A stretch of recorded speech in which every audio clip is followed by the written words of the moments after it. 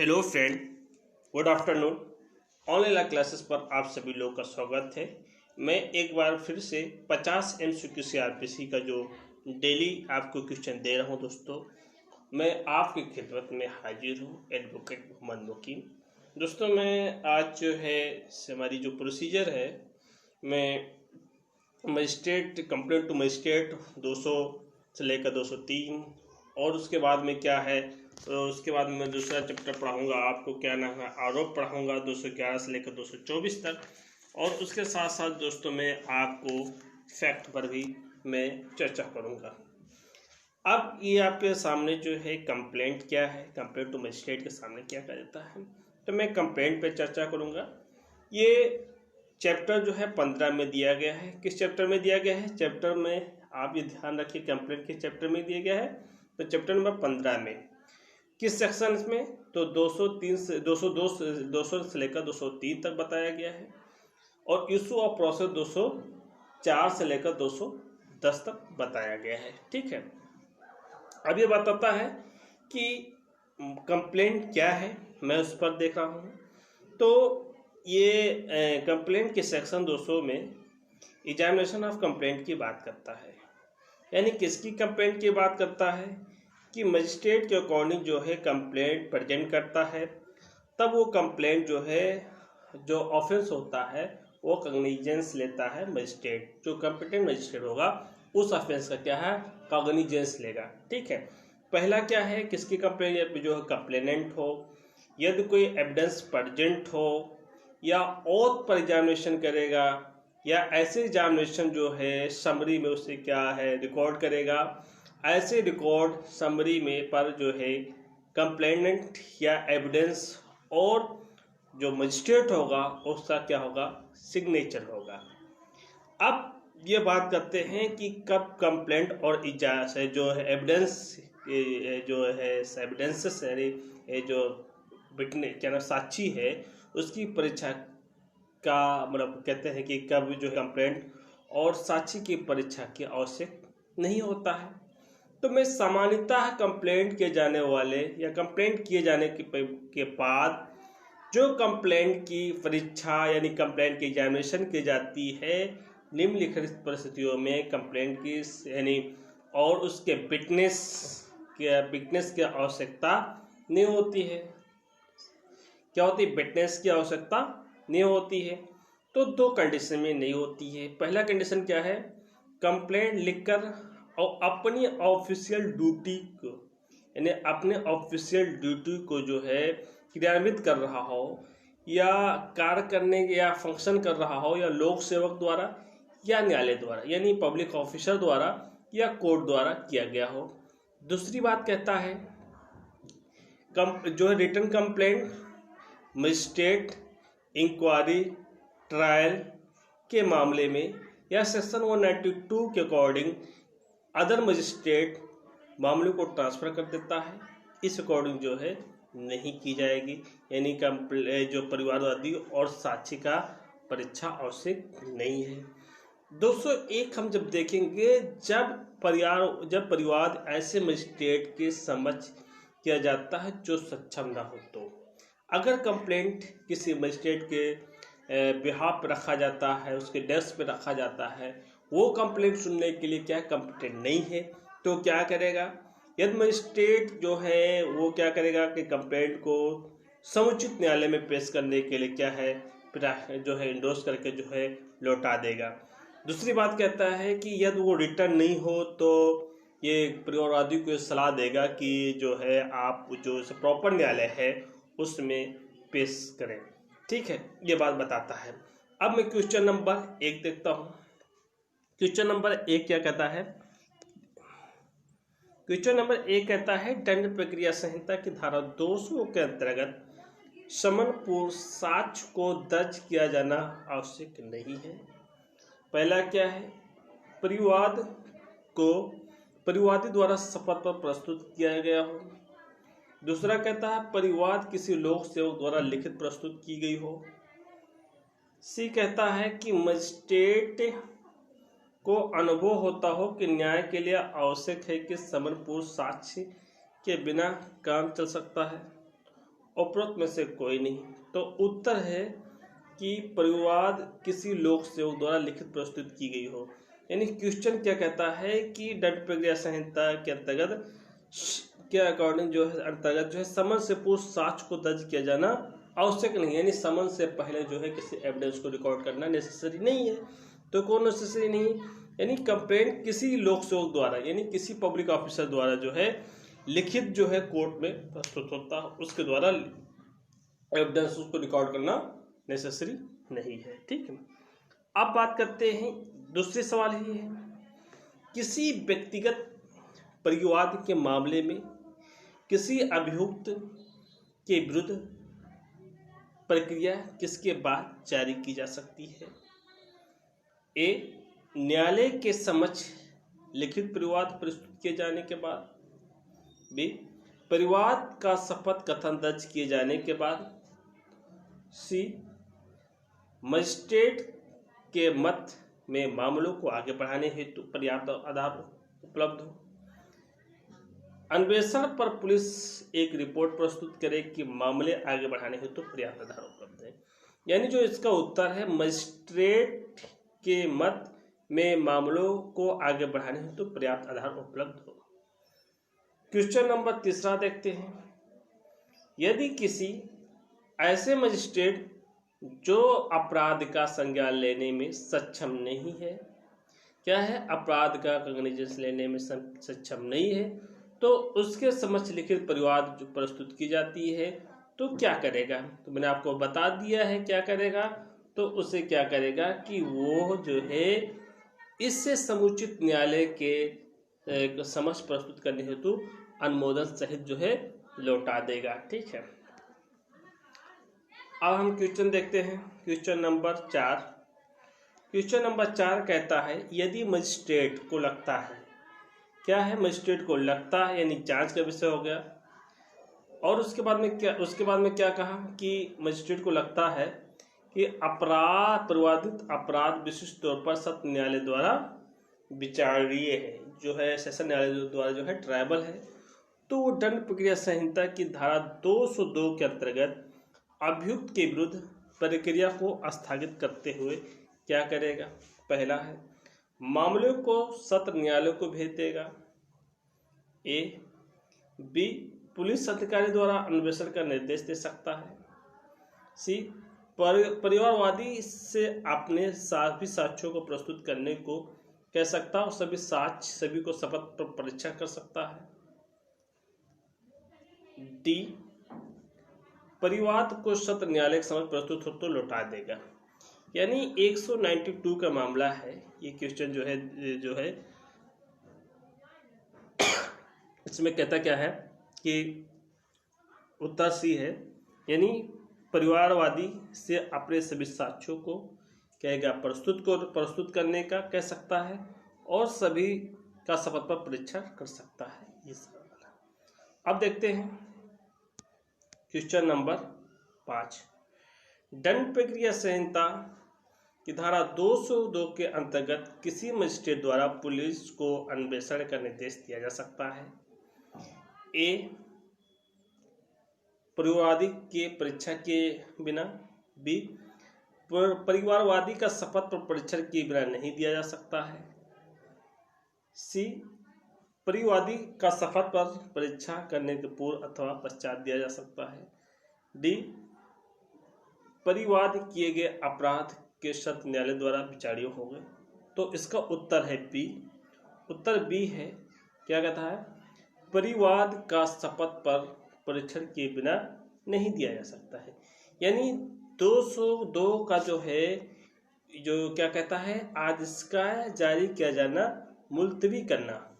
दो बातें हैं, जब मजिस्ट्रेट के समक्ष धारा 200 के अंतर्गत परिवाद किया जाता है या उसके समक्ष धारा 192 के अधीन परिवाद हवाले किया जाता है, तो यदि मजिस्ट्रेट आवश्यक समझता है तो वो अभियुक्त व्यक्ति के विरुद्ध आदेश का जारी किया जाना मुलतवी कर सकता है।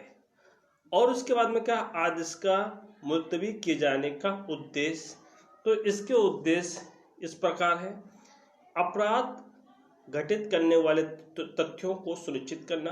दूसरी बात कहता है प्रक्रिया का दुरुपयोग का निवारण करना।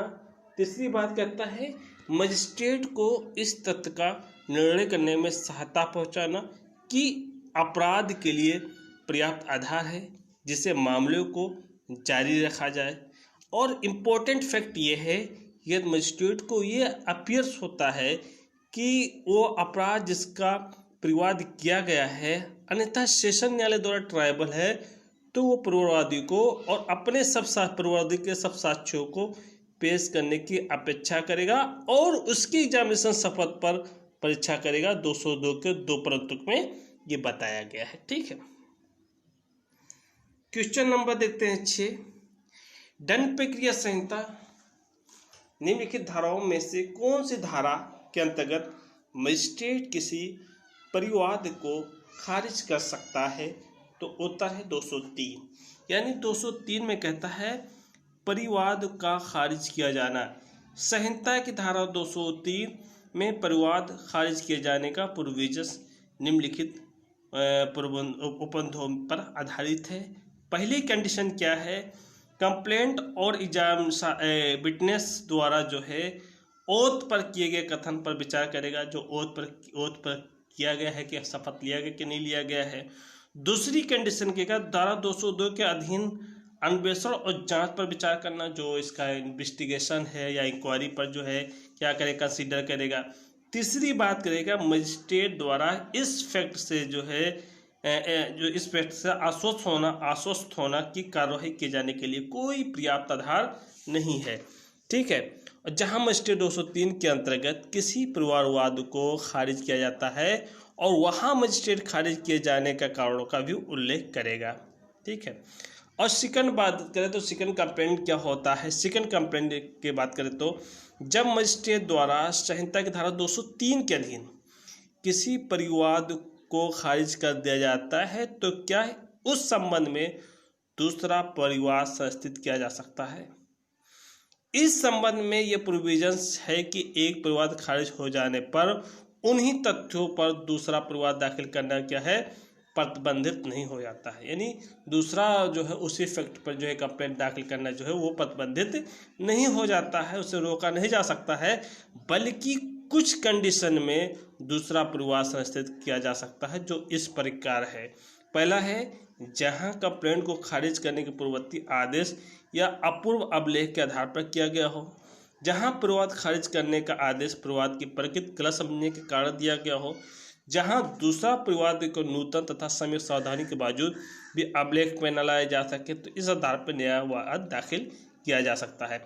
और परिवाद खारिज करने का आदेश न तो उन्मोचन आदेश होता है, पहली बात, न ही डिस्चार्ज होता है और न ही इक्वटल होता है। ठीक है, इसके लिए ऐसे आदेश संहिता की धारा 300 में वर्णित है। पूर्ण दोष मुक्ति और पूर्ण दोष सिद्धि का सिद्धांत लागू नहीं होता, धारा 300 में भी ये लागू नहीं होता है। ठीक, अब सवाल देखते हैं। 203 के अंतर्गत किसी परिवाद को खारिज कर दिए जाने के बाद उन्हीं तथ्यों के आधार पर वैसे ही परिवारवाद क्या है, प्रतिबंधित है, प्रतिबंधित नहीं किंतु केवल अपवाद परिस्थितियों में। उसके बाद में सी कहता है प्रतिबंधित नहीं है समस्त परिस्थितियों में, समस्त परिस्थितियों की जो उपरोक्त में से कोई नहीं। तो जो इसका उत्तर है बी, इसका उत्तर भी प्रतिबंधित नहीं है किंतु केवल अपवाद परिस्थितियों में। ठीक है, अब हम बात करते हैं मजिस्ट्रेट के समक्ष कार्यवाही प्रारंभ किया जाना।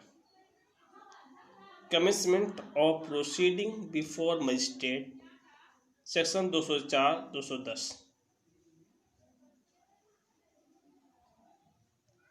दंड प्रक्रिया संहिता की धारा 204 के अधीन अभियुक्त के खिलाफ समन या वारंट जारी करने से पहले परिवादी द्वारा साक्ष्यों की सूची को दाखिल करना ए अनिवार्य है, बी निर्देशात्मक है, ना तो अनिवार्य है ना ही निर्देशात्मक है, डी अनिवार्य अथवा निर्देशात्मक कोई एक भी है। तो उत्तर ही अनिवार्य है, यानी मैंडेटरी है, लाजिम है।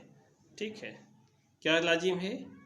204 के अधीन अभियुक्त के खिलाफ समन या वारंट जारी करने से पहले परिवारवादी द्वारा साक्ष्यों को सूची को दाखिल करना होगा। एविडेंसेस की जो सूची है उसे दाखिल करना अनिवार्य है। ठीक है, अब बात करते हैं क्वेश्चन नंबर 2, दंड प्रक्रिया संहिता की धारा अब डॉट डॉट के अधीन एक अभियुक्त की व्यक्तिगत हाजिरी अनावश्यक हो सकती है।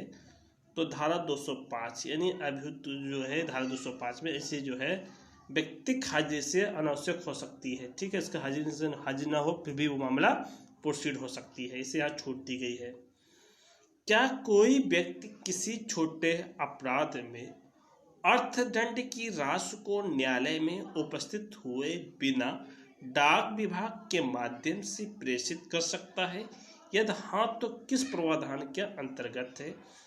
ए हाँ, दंड प्रक्रिया संहिता की धारा 207, बी हाँ, दंड प्रक्रिया संहिता की धारा 206, हाँ, दंड प्रक्रिया संहिता की धारा 210, हाँ, दंड प्रक्रिया संहिता की धारा 194। तो इसका उत्तर है हाँ, दंड प्रक्रिया संहिता धारा 206 के अधीन। ठीक है, अब देखते हैं क्वेश्चन नंबर 4, दंड प्रक्रिया संहिता 206 के अंतर्गत छोटे अपराध का अर्थ है ए ऐसे अपराध जो केवल अर्थदंड द्वारा दंडनीय हो, बी मोटर वाहन अधिनियम 1939 के अधीन कोई अपराध हो, ऐसा अपराध जो अधिकतम 1000 रुपये तक दंडनीय हो, और उसके बाद में उपरोक्त में से कोई नहीं। तो उत्तर है सी ऐसा अपराध जो अधिकतम 1000 रुपये तक दंडनीय हो। अब देखते हैं 7वां सवाल, 5वां सवाल, छोटे अपराध में अभियुक्त को स्वीकार कर सकता है केवल व्यक्तिगत उपस्थिति में, किसी अधिवक्ता उपस्थिति में, ए बी दोनों में, और उसके बाद में कहता है कि उपरोक्त सी तथा डाक अथवा संदेहवासक द्वारा। तो उत्तर है उपरोक्त में निकाह द्वारा, और उसके बाद डाक संदेहवाहक द्वारा दलील द्वारा प्रस्तुत किया। यानी केवल व्यक्तिगत उपस्थिति में अपराध को स्वीकार कर सकता है, अधिवक्ता के माध्यम से कर सकता है, और उसके बाद डाक तथा संदेहवाहक दलील के प्रस्तुत कर सकता है। अब बात करते हैं दंड प्रक्रिया संहिता की धारा 206 के अंतर्गत जो है छोटे अपराधों के लिए विनिर्दिष्ट अर्थदंड का अधिकतम राशि क्या होगा? तो उत्तर है 1000 रुपये। दंड प्रक्रिया संहिता की निम्नलिखित में से कौन सी धारा के अंतर्गत अभियुक्त को मजिस्ट्रेट द्वारा पुलिस रिपोर्ट तथा अन्य दस्तावेज की प्रतिलिपि प्रदान की जाएगी? तो धारा 207 में किसको प्रदान की जाएगी? मजिस्ट्रेट द्वारा जो है पुलिस रिपोर्ट या अन्य दस्तावेज की प्रतिलिपि प्रदान की जाएगी, वो सेक्शन 207 में बताया गया है। अब देखते हैं धारा 209 के अधीन सुपुर्दगी की कार्यवाही की प्रकृति होती है अन्वेषण की सहायता में, जांच अथवा विचारण में से एक। तो उत्तर है बी जांच में। अब देखते हैं यदि मजिस्ट्रेट को ये लगे कि अपराध विशिष्ट तौर पर सत्र न्यायालय द्वारा ही विचार्य है, तो दंड प्रक्रिया संहिता 209 के अंतर्गत निम्नलिखित कार्यवाही मामले में कौन सा मामला मजिस्ट्रेट को न्यायालय सुपुर्द कर सकेगा? तो उत्तर है पुलिस रिपोर्ट के आधार पर संस्थित मामले, पुलिस रिपोर्ट अथवा किसी अन्य आधार पर संस्थित मामले, ए बी दोनों, उपरोक्त में से कोई नहीं। तो उत्तर है गा उपरोक्त में ए बी दोनों। दंड प्रक्रिया संहिता की धारा 210 लागू की जा सकती है। अब लागू की जा सकती है मामला विवाद का हो तथा पुलिस भी मामले का अन्वेषण कर रही हो, मामला विवाद का हो किंतु पुलिस अन्वेषण न किया जा रहा हो, और उसके बाद में कह रहा है कि मामला विवाद का हो तथा पुलिस से जो है अन्वेषण पूरा कर लिया हो और अंतिम रिपोर्ट प्रस्तुत कर दी हो, और उपरोक्त में से सभी। तो उसका उत्तर है ए। कौन सा उत्तर है इसका? ए। किसी विवाद को पुलिस रिपोर्ट में विलय किए जाने के पर विचारणा होगी, अपनाई जाने वाली प्रक्रिया क्या होगी? ए है परिवाद मामले की प्रक्रिया, पुलिस रिपोर्ट के आधार पर संस्थित मामले की प्रक्रिया, विचारणा के दौरान सुविधानुसार दोनों प्रक्रिया मजिस्ट्रेट द्वारा निर्देशित किया गया हो। उत्तर है बी पुलिस रिपोर्ट के आधार पर संस्थित मामले की प्रक्रिया। अब बात करेंगे हम चार्ज से संबंधित। किससे? चार्ज से संबंधित। अब चार्ज से संबंधित हम 211 से लेकर 224 तक बताएंगे। अब चार्ज से क्या तात्पर्य है, तो 220 में आरोप है। आरोप के अनुसार जो है अगर डेफिनेशन देखा जाए तो आरोप के अंतर्गत जब आरोप में एक से अधिक शीर्ष हो, क्या हो, एक से अधिक शीर्ष हो, तो आरोप का कोई भी शीर्ष अभिप्रेत है, कोई भी शीर्ष जो है क्या है, अभिप्रेत है। सामान्यतः अभियुक्त के विरुद्ध अपराध की जानकारी का एक ऐसा कथन है जिसमें आरोप के आधारों को साथ साथ समय, स्थान, उस व्यक्ति का वस्त्र का उल्लेख होता है और जहां उसके विरुद्ध अपराध किया गया है वो भी मेंशन होता है। अब आरोप का जो प्रारूप है वो संहिता के सेकंड शेड्यूल फॉर्म संख्या 32 तीन प्रकार के आरोप का प्रारूप दिया गया है। क्या फॉर्म संख्या 32 कौन सा, सेकंड शेड्यूल में ये बताया गया है। एक शीर्ष वाले आरोप पहला बताया गया है, दूसरा बताया गया 2 या अधिक शीर्ष वाला आरोप, तीसरा बताया गया पूर्ण दोषसिद्धि के पश्चात चोरी का आरोप। तो आरोप के कंटेंट क्या होंगे, तो धारा 211 में बताया गया है। यानी 211 आरोप का क्रिएशन केयरफुली तौर पर किया जाना चाहिए, क्योंकि आरोप का जो ग्राउंड है अभियुक्त पर अपनी डिफेंस तर्क प्रस्तुत करता है। जो आरोप का ग्राउंड से अभियुक्त जो अपने बचाव के लिए डिफेंस प्रस्तुत करता है। आरोप में यदि उन सभी बातों का जिनका ग्राउंड है पर अभियुक्त पर आरोप लगाया जाता है, अगर उसका जिक्र नहीं किया जाता है तो गलत होगा और जो रीजंस होगा वो अमान्य समझा जाएगा। इसलिए आरोप जो है आरोप फ्रेम करने से समय किन किन बातों को ध्यान देना चाहिए, इस पर कंसीडर करना चाहिए, इन चीज़ें इसमें शामिल होना चाहिए। तो 7 पॉइंट को जरूर आप ध्यान देना चाहिए। पहला पॉइंट ये है कि प्रत्येक आरोप में उस अपराध का जिक्र किया जाना चाहिए जिस पर अभियुक्त पर आरोप है, पहली बात है। दूसरी बात ये कहता है यदि लॉ के अकॉर्डिंग उस अपराध का कोई नाम दिया जा सकता है, लॉ के अकॉर्डिंग जो है उस ऑफेंस का कोई नाम दिया जा सकता है तो उस नाम दिया जाना चाहिए। उदाहरण के लिए यदि किसी अभियुक्त पर चोरी, हत्या, बलात्कार या आपराधिक न्याय भंग का स्पष्ट अपराध किया गया तो उस धारा सहित आरोप का उल्लेख किया जाना चाहिए, इन शब्दों का इस्तेमाल किया जाना चाहिए। तीसरी बात कहता है आरोप जो है न्यायालय की भाषा में लिखा जाना चाहिए। किसके भाषा में लिखना चाहिए, न्यायालय की भाषा में लिखा जाना चाहिए। वही चौथी बात कहता है यदि ऐसा कोई अपराध जिससे विधि के अंतर्गत कोई नाम नहीं दिया गया हो तो आरोप में अपराध की ऐसी परिभाषा दिया जाना आवश्यक है। यानी अगर उसका नाम नहीं दिया गया लॉ में तो आरोप में ऐसे अपराध का परिभाषा दिया जाना आवश्यक, तो अभियुक्त पर आरोप में सूचना मिल जाए। पांचवी बात कहता है आरोप में विधि और विधि की उस धारा का भी जिक्र किया जाना चाहिए जिसके अंतर्गत कोई अपराध जो है निर्मित होता है। छठी पॉइंट कहता है आरोप लगा दिया गया हो। इस स्टेटमेंट का अभिप्राय ये है कि आरोपित अपराध को घटित करने के लिए, कंस्टिट्यूट करने के लिए लॉ द्वारा जो अपेक्षित सभी वैलिड कंडीशन पूरी करती हो। सातवीं बात कहता है यदि सब्सिक्वेंट ऑफेंस के लिए जो है अक्यूज को जो है प्रीवियस कन्विक्शन का सहारा लिया जाना हो तो चार्ज में ऐसे प्रीवियस यानी प्री कन्विक्शन के इफेक्ट पर विधि और स्थान का जो है प्लेस का उल्लेख किया जाना अनिवार्य है। लेकिन यदि इस प्रकार का कथन किसी कारण से आरोप अंकित किए जाने में रह जाता है तो मजिस्ट्रेट दंडादेश के पूर्व कभी भी उसमें आरोप में जोड़ सकता है, धारा 211 में है। अगर कोई त्रुटि हो जाता तो मजिस्ट्रेट जो है जोड़ सकता है, किससे पहले, जजमेंट से पहले। ठीक, ये बताता है। अब हम देखते हैं दंड प्रक्रिया संहिता के अंतर्गत आरोप से संबंधित कहाँ प्रावधान दिया गया है। तो आरोप से संबंधित प्रावधान जो है चैप्टर नंबर 17 और 211 से लेकर 224 तक है। ठीक, अभियुक्त में से क्या आरोप के अंतर्गत नहीं होती है, तो ए है अभियुक्त की पारिवारिक पृष्ठभूमि का विवरण, विधि जिसके अनुसार अपराध का प्रावधान किया गया हो उसके अनुसार अपराध का निर्दिष्ट करना। यदि अपराध का निर्दिष्ट नाम नहीं दिया गया हो तो उस अपराध की परिभाषा, कथित अपराध, समय और स्थान। तो उत्तर ए जो सही नहीं है। क्या है? अभियुक्त की पारिवारिक पृष्ठभूमि का विवरण, यानी 7 पॉइंट आपको बताया है, कहीं पॉइंट में जो है पारिवारिक जो है पृष्ठभूमि का विवरण नहीं दिया गया है। ठीक, अब बात करते हैं दंड प्रक्रिया संहिता की धारा 1973 के अंतर्गत आरोप का लिखा जाएगा किस भाषा में?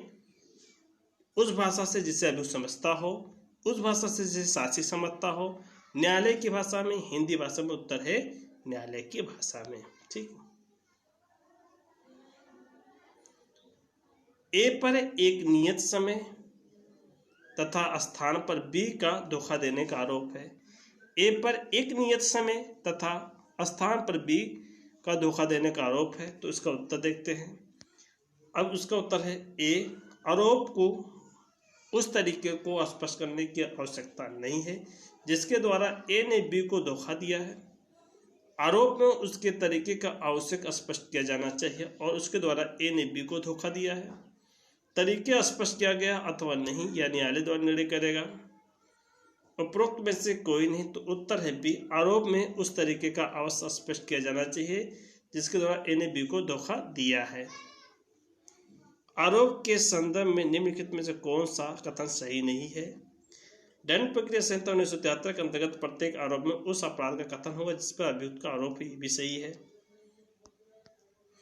यदि ऐसी कार्यवाही के दौरान एक से अधिक अपराध उसी व्यक्ति द्वारा किए जाते हैं तो उस पर एक ही विचारणा में आरोप लगाए जा सकते हैं। उत्तर देखिए, नीचे दिए कोटों को सही देखिए तो 1, 2 दोनों सही है।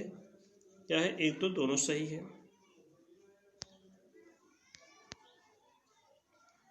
आरोप तय किए जाने में की गलती अथवा चूक सभी परिस्थितियों में महत्वपूर्ण तथा विचारों को दूषित करेगा।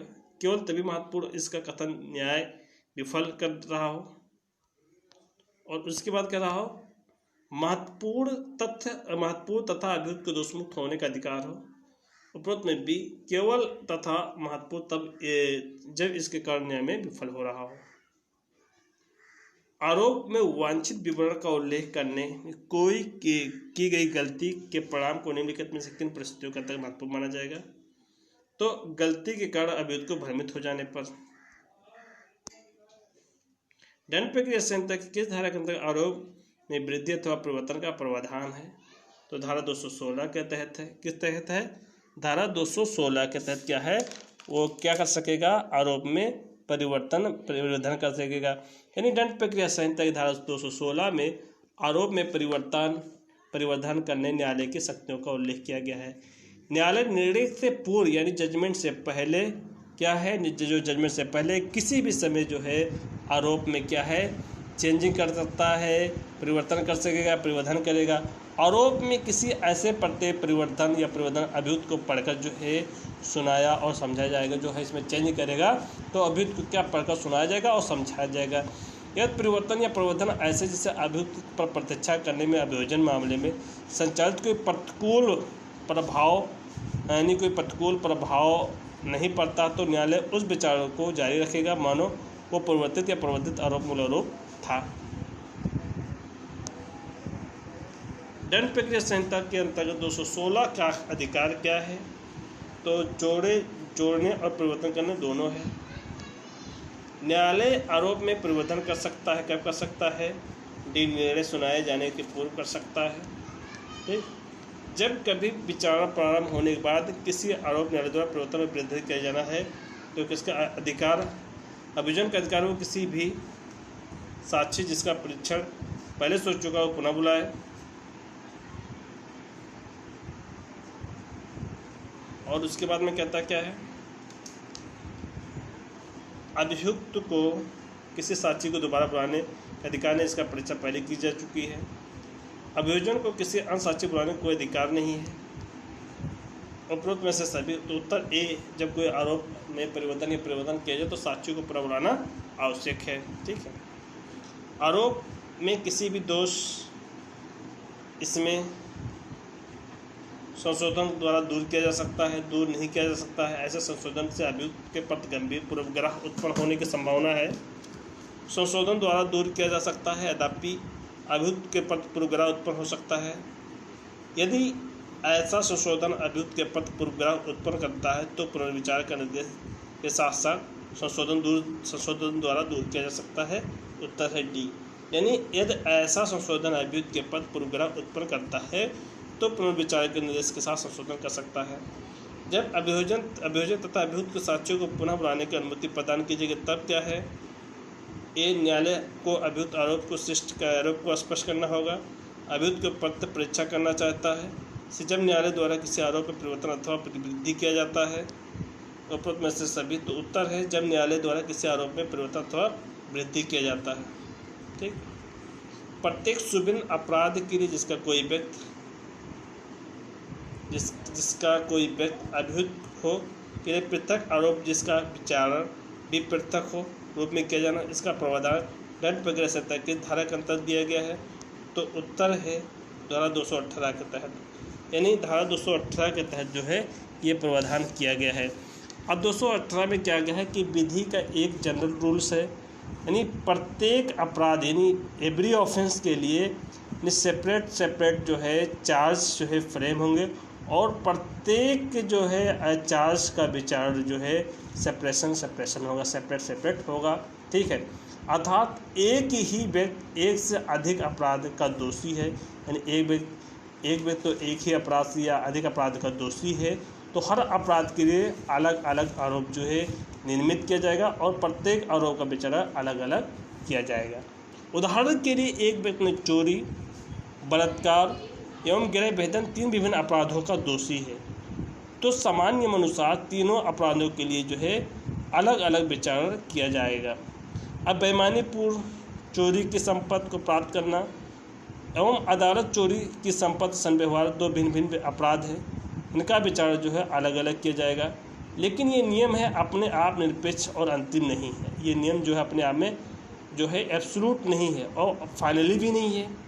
यदि अभियुक्त जो है चाहे तो लिखित आवेदन द्वारा मजिस्ट्रेट से अपने विरुद्ध सभी आरोपों को एक साथ विचार करने की मांग कर सकेगा। वो सेक्शन 218 के तहत वो है एक ही साथ विचार किया जाए वो मांग सकता है 218।